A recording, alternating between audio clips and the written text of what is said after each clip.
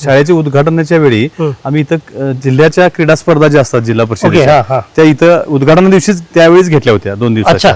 तो सुद्धा इव्हेंट असं खूप सगळ्या गावांनी त्यात सहभाग घेतला. जिल्ह्यातले सगळे विद्यार्थी आहेत त्यामध्ये सहभागी झाले आणि खूप चांगला एक क्रीडा महोत्सव सुद्धा झाला आणि शाळा इमारतीचं उद्घाटन आणि नामकरण सुद्धा झालं. असं त्यावेळी मोठा कार्यक्रम त्यावेळी झालेला होता. आणि मला सगळ्यात मोठं माझ्या दृष्टीने एक भाग्याची गोष्ट काय आहे किंवा मला आता आमच्या ह्या मतदारसंघातल्या लोकांचा आभार एकाच गोष्टीसाठी म्हणायचे की खूप कमी लोकांना आता तुमच्या स्वतः गावातलं ग्रामदेवतेचं मंदिर बांधणं किंवा तुम्ही जिथं शिकलाय ती शाळा इमारत बांधणं असं सौभाग्य खूप कमी लोकांच्या वाटेला येते की जे मला मिळालं किंवा मी शिकलेली शाळा सौभाग्याची गोष्ट समजता. नक्की नक्की नक्की त्या लोकांनी मला निवडून दिल्यामुळे या गोष्टी मला करू शकलो आणि ती सौभाग्याची गोष्ट आहे.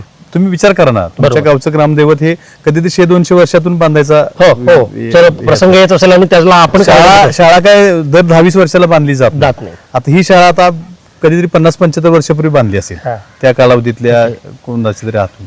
आता ते काम तुम्हाला मला करता आलं. अजून त्यामध्ये काय करता भविष्यात येतील तर ते माझं एक सौभाग्य आहे की ह्या लोकांच्या आशीर्वादामुळे म्हणूया किंवा मतदारसंघातल्या लोकांच्यामुळे म्हणूया अशा पद्धतीची कामं आम्हाला संधी मिळाली. अशाच नवनवीन अपडेटसाठी डिजिटल कोल्हापूर चॅनेलला सबस्क्राईब करायला विसरू नका.